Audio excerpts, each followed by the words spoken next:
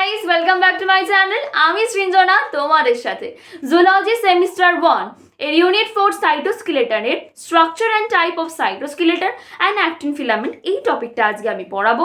আর এর কিন্তু নোটসটা আমি আমার টেলিগ্রাম চ্যানেলে আপলোড করে দেবো। আর তোমরা চাইলে আমার কাছে সরাসরি এখন অ্যাডমিশন নিতে পারো।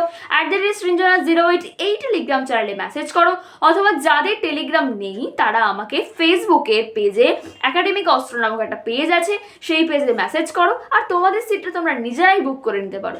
সো চলো আজকের ভিডিওটা শুরু করা যাক।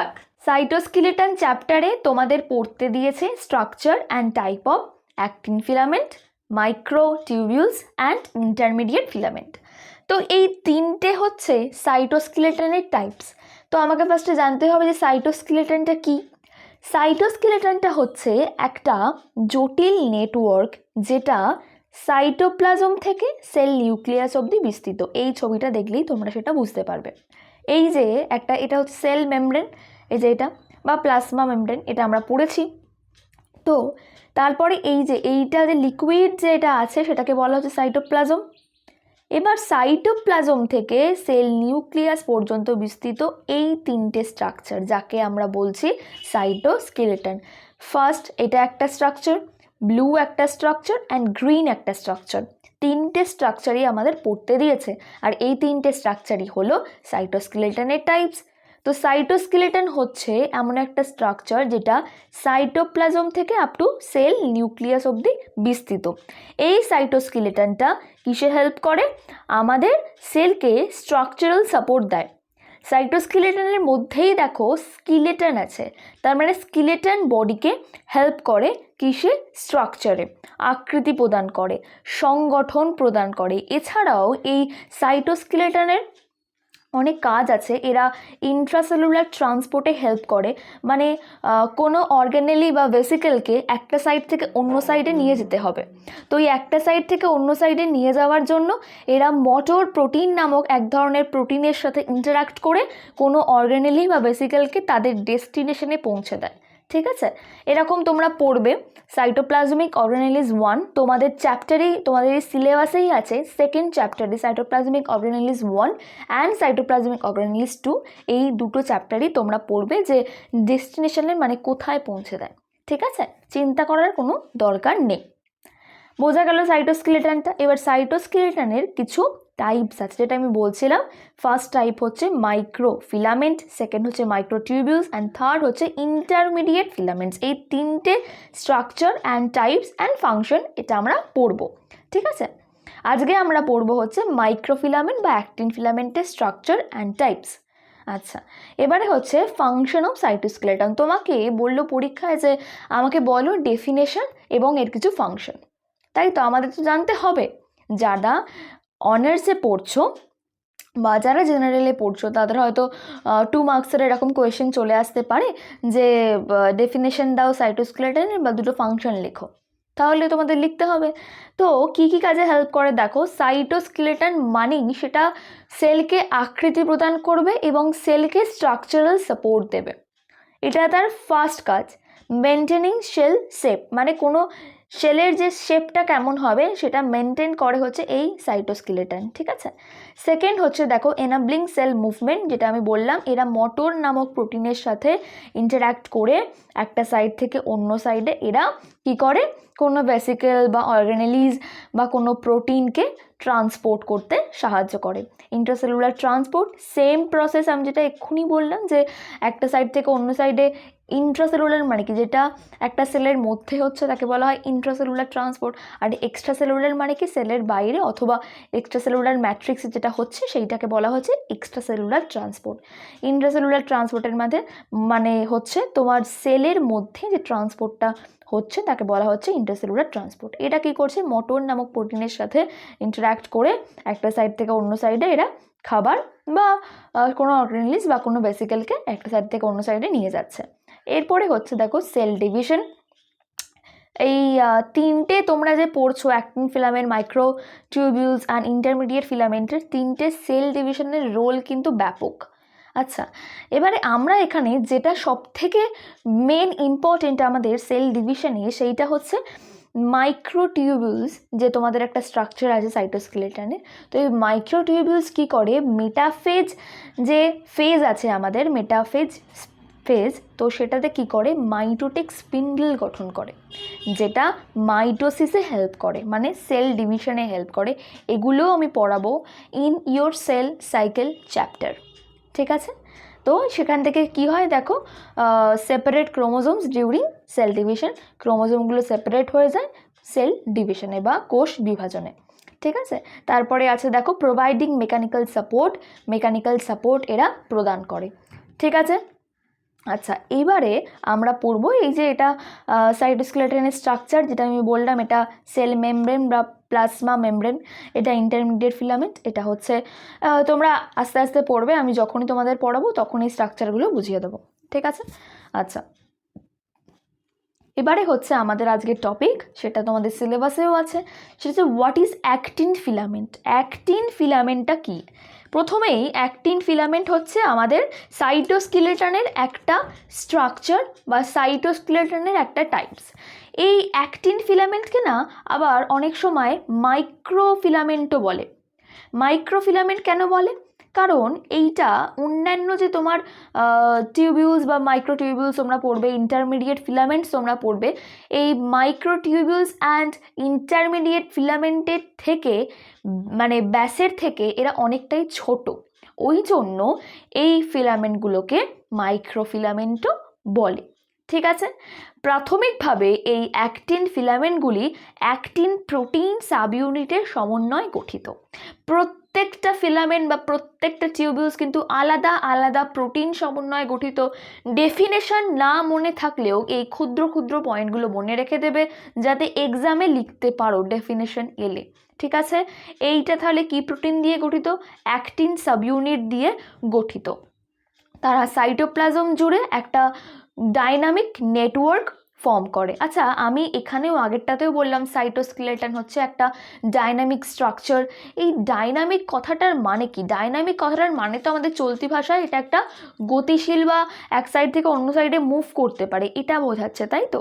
তাহলে আমরা কি ভাববো যে সাইটোস্কেলেটনটা আমাদের এক সাইড থেকে অন্য সাইডে ছোটাছুটি করে বেড়াচ্ছে? আসলে সাইটোস্কেলেটন এক সাইড থেকে অন্য সাইডে ছোটাছুটি করছে না। সাইটোস্কেলেটন কখনোই পুরো একটা জায়গা থেকে অন্য জায়গায় চলে যেতে পারে না। মানে ভাবো এইখানে আছে, সেটা মানে যেহেতু এটা ডাইনামিক স্ট্রাকচার বা নেটওয়ার্ক আমি বলছি, তো সেটা এখানে চলে গেল। সেটা কি সম্ভব? কোনো অর্গানেলি আমাদের কি একটা সাইড থেকে অন্য সাইডে মুভ করতে পারে? সাইটোস্কেলেটন কখনোই এই সাইড থেকে এই সাইডে মুভ করছে না। তাহলে কেন আমরা ডাইনামিক বলছি, তাই তো? এদেরকে আমরা ডাইনামিক বলবো কারণ সাইটোস্কেলেটনের উপাদানগুলি বা কম্পোনেন্টসগুলি, মানে এই যে মাইক্রোটিউবিউলস, অ্যাক্টিন ফিলামেন্টস বা ইন্টারমিডিয়েট ফিলামেন্টস, এইগুলো খুব র্যাপিডলি একত্রিত হতে পারে, মানে বাইন্ড করতে পারে, এবং বিচ্ছিন্ন হতে পারে, মানে সেপারেট হতে পারে। এর ফলে আমরা সেলুলার ফাংশনগুলি যেগুলি তারা সম্পন্ন করে সেগুলি খুব এফিশিয়েন্টলি কমপ্লিট করতে পারি। এই জন্য তাদেরকে আমরা ডাইনামিক নেটওয়ার্ক স্ট্রাকচার বলছি। প্রত্যেকটা ডাইনামিক নেটওয়ার্ক স্ট্রাকচার কিন্তু ইন্টারমিডিয়েট ফিলামেন্ট ছাড়া। যখন পড়াবো তখন বলবো। আজকে পড়াবো অ্যাক্টিন ফিলামেন্ট। তো অ্যাক্টিন ফিলামেন্ট সম্বন্ধে বলি। অ্যাক্টিন ফিলামেন্ট হচ্ছে সাইটোপ্লাজম জুড়ে অবস্থান করছে। এই স্ট্রাকচারটা দেখো, এখানে অ্যাক্টিন ফিলামেন্ট আছে, স্ট্রাকচারেই আছে তোমাদের অ্যাক্টিন ফিলামেন্ট। তো অ্যাক্টিন ফিলামেন্ট মানে হচ্ছে যেটা বললাম মাইক্রোফিলামেন্টস। এখানে দেখো বাঁদিকে এই যে স্ট্রাকচারটা আছে, মাইক্রোফিলামেন্ট হিসাবে দিয়েছে এটা। মাইক্রোফিলামেন্টটা কোনটা? এই ব্লু কালারের স্ট্রাকচারটা হচ্ছে মাইক্রোফিলামেন্ট। এই মাইক্রোফিলামেন্টগুলো কোথায় থাকে? সাইটোপ্লাজম জুড়ে অবস্থান করে। যে ফ্লুইডটা সাইটোপ্লাজম জুড়ে এই অ্যাক্টিন ফিলামেন্টগুলো অবস্থান করে, ঠিক আছে? আচ্ছা, এবারে আমরা বুঝতে পারলাম যে অ্যাক্টিন ফিলামেন্টটা কাকে বলছি আমরা, বা অ্যাক্টিন ফিলামেন্টটা কি দিয়ে তৈরি হচ্ছে, কোন প্রোটিন দিয়ে তৈরি হচ্ছে, কেন একে মাইক্রোফিলামেন্টসও বলা হচ্ছে, ঠিক আছে? এবার অ্যাক্টিন ফিলামেন্ট কিছু কাজ করে, আমি এখানেও লিখেছি, যদি 2 নম্বরের আসে কোয়েশ্চেন এগুলোও লিখতে পারো। যেমন কিসে কাজ করে? সেলুলার মুভমেন্টে এরা হেল্প করে, মানে সেল একটা সাইড থেকে অন্য সাইডে কোনো প্রোটিন নিয়ে যেতে বা ইন্ট্রাসেলুলার ট্রান্সপোর্টে এরা হেল্প করতে পারে। তারপরে কি করতে পারে দেখো, ফ্যাসিলিটেটিং ইন্ট্রাসেলুলার ট্রান্সপোর্ট যেটা বললাম। এছাড়াও অ্যাক্টিন ফিলামেন্টস আর dynamic structure able to rapidly assemble and disassemble, যেগুলো আমি বলছিলাম, যেটা খুব তাড়াতাড়ি একত্রিত হতে পারে এবং বিচ্ছিন্ন হতে পারে। ঠিক আছে। এনভায়রনমেন্টাল স্টিমুলি মানে এনভায়রনমেন্টাল যে সিগন্যালসগুলো প্রদান করার জন্য এরা খুব তাড়াতাড়ি একত্রিত হতে পারে, আবার এরা খুব তাড়াতাড়ি বিচ্ছিন্ন হয়ে যেতে পারে। এদেরকে কোথায় পাওয়া যায়? সেল মেমব্রেনের নিচে এদেরকে পাওয়া যায়, বেনিথ দ্য সেল মেমব্রেন, যেটা কি প্রোভাইড করে? Structural support. সাইটোস্কেলেটনের টাইপস মানেই প্রথমেই লিখবে যে এরা মেনটেনিং সেল শেপ, মানে সেল শেপটাকে এরা মানে গঠন করে বা সেল শেপটা কেমন হবে সেইটা দেখে। এছাড়াও এরা কি করে? প্রোভাইড মেকানিক্যাল স্টেবিলিটি বা ইন্ট্রাসেলুলার ট্রান্সপোর্ট, এগুলো মাথার মধ্যে ঘুরতে হবে ফার্স্টে, একদম প্রথমে। ডিসক্রাইব করতে পারো কি না পারো এইগুলো একটু মনে রাখবে, ঠিক আছে। এবারে হচ্ছে structure of actin filament. Actin ফিলামেন্টটা কী কী স্ট্রাকচার দিয়ে তৈরি আমরা দেখব। ফার্স্টে আমরা কি পড়লাম যে অ্যাক্টিন ফিলামেন্ট আর composed of actin protein subunit, প্রথমেই এটা লেখা আছে। তারপরে কি লেখা আছে দেখো, সাব ইউনিট টাইপস, কী রকম দুটো সাব ইউনিট দিয়ে তৈরি হয়। একটা হচ্ছে জি অ্যাক্টিন দিয়ে তৈরি হয়, একটা হচ্ছে এফ অ্যাক্টিন দিয়ে তৈরি হয়। জি অ্যাক্টিন মানে হচ্ছে গ্লোবিউলার অ্যাক্টিন, এফ অ্যাক্টিন মানে হচ্ছে ফিলামেন্টাস অ্যাক্টিন। আমরা তোমাদের ট্রান্সপোর্টে পড়েছিলাম, ট্রান্সপোর্ট থ্রু প্লাজমা মেমব্রেনে আমরা পড়েছিলাম যে একটা ট্রান্সপোর্টের ওপরে, অ্যাক্টিভ ট্রান্সপোর্ট যেটা আমাদের ছিল, তো অ্যাক্টিভ ট্রান্সপোর্টের ওপরে নির্ভর করে, মানে প্রাইমারি অ্যাক্টিভ ট্রান্সপোর্টের ওপর নির্ভর করে সেকেন্ডারি অ্যাক্টিভ ট্রান্সপোর্টটা কিন্তু হয়। আমরা এখানে এটাই দেখব, সেম জিনিস দেখব কি জি অ্যাক্টিনের ওপর নির্ভর করে এফ অ্যাক্টিনটা গঠন হয়। কি করে গঠন হচ্ছে? এই যে একটা স্ট্রাকচার আমি তোমাদেরকে এখানে দিয়েছি হাতে এঁকে, সেইটা তোমরা দেখো। এইগুলো হচ্ছে, এই বাবলসগুলো হচ্ছে জি অ্যাক্টিন, ঠিক আছে। এই বাবলসগুলো হচ্ছে জি অ্যাক্টিন, এরা দেখতে পাচ্ছ বিচ্ছিন্ন। এরপরে কি হচ্ছে? এরপরে এরা একটু বাইন্ড করছে, দেখো দুটো একসাথে বাইন্ড করেছে, তারপরে এরা এখন বিচ্ছিন্ন। তারপরে স্ট্রাকচারে কি হচ্ছে দেখো, মোটামুটি আস্তে আস্তে বাইন্ড করছে, এবং এর পরের স্ট্রাকচারে কি হচ্ছে দেখো, পুরো বাইন্ড করে গেছে, কোনো গ্যাপ নেই, একটা নলাকার স্ট্রাকচার ফর্ম করেছে। এইটা হচ্ছে এফ অ্যাক্টিন। এই জি অ্যাক্টিন থেকে কী করে এফ অ্যাক্টিনটা তৈরি হলো তাহলে বোঝা গেল তোমাদের। এই এফ অ্যাক্টিনটা হচ্ছে একটা পলিমারাইজড ফর্ম, যেটা গ্লোবিউলার অ্যাক্টিন মোনোমার থেকে তৈরি হয়। এবং কি তৈরি হচ্ছে? এটা একটা হেলিক্যাল চেন, ঠিক আছে। এরপরে আছে দেখো, এরপরে তোমাদের আছে হচ্ছে ডাবল হেলিক্স স্ট্রাকচার। দুটো ফিলামেন্টাস অ্যাক্টিন যদি, মানে দুটো ফিলামেন্টাস যে অ্যাক্টিনের স্ট্যান্ড, যেটা যদি আমরা একসাথে টুইস্ট করে দিই তাহলে সেটাকে আমরা ডাবল হেলিক্স স্ট্রাকচার বলবো। পোলারিটি মানে কি? পোলারিটি মানে হচ্ছে একটা প্লাস এন্ড থাকবে, একটা মাইনাস এন্ড থাকবে। এখানে আমি লিখে দিয়েছি কোনটা প্লাস কোনটা মাইনাস। এটা হচ্ছে মাইনাস এন্ড আর এইটা হচ্ছে প্লাস এন্ড, এইটাকে বোঝাচ্ছে পোলারিটি, ঠিক আছে। এটা প্লাস এন্ড, এটা হচ্ছে মাইনাস এন্ড, এটাকে বলা হচ্ছে পোলারিটি। যদি কারোর কোনো ডাউট থেকে থাকে আমাকে কমেন্ট বক্সে অবশ্যই জানাবে। এবং তোমাদের কাছে সবার কাছে একটা ভালো সুযোগ চলে এসছে, @Srinjana08 এই টেলিগ্রাম চ্যানেলে মেসেজ করলে তোমরা সরাসরি আমার কাছে অ্যাডমিশন নেওয়ার সুযোগ করে নিতে পারবে। এবং যাদের টেলিগ্রাম নেই তাদের জন্যেও আমার ফেসবুকে একাডেমিক অস্ত্র এই চ্যানেলটা আছে, এই চ্যানেলে তোমরা মেসেজ করো, মেসেজ করে আমি তোমাদের রিপ্লাই দিয়ে দেবো। তোমরা তোমাদের নিজেদের সিট আমার কাছে বুক করে নিতে পারবে। এনি সাবজেক্ট তোমরা আমার কাছে পড়তে পারো। তোমাদের সিভ্যাক আছে, এনভায়রনমেন্টাল সায়েন্স আছে, কনস্টিটিউশনাল ভ্যালু আছে, এছাড়াও জুলজি আছে, বোটানি আছে, আইডিসি আছে, যার যেটা ইচ্ছা, যার যেটা কোয়ারি সেটা আমার কাছে তোমরা সলভ করতে পারো, ঠিক আছে। তো আমরা পড়ায় আবার ফিরে যাই। এরপরে কি হচ্ছে দেখো, যেটা বললাম প্লাস এন্ড আর মাইনাস এন্ড থাকবে, একটা ডাইনামিক নেচার থাকবে। ডাইনামিক নেচারটা কি দেখো, actin filament can rapidly assemble and disassemble allowing cell to adjust quickly. তার মানে হচ্ছে এরা খুব র্যাপিডলি একত্রিত হতে পারে এবং বিচ্ছিন্ন হতে পারে, যেটা আমি বলেছিলাম। তো এই যে প্রসেসটাকে বলা হচ্ছে এটা ডাইনামিক নেচার, কাদের? অ্যাক্টিন ফিলামেন্টের, ঠিক আছে। আচ্ছা, তারপরে হচ্ছে দেখো অ্যাক্টিন বাইন্ডিং প্রোটিন।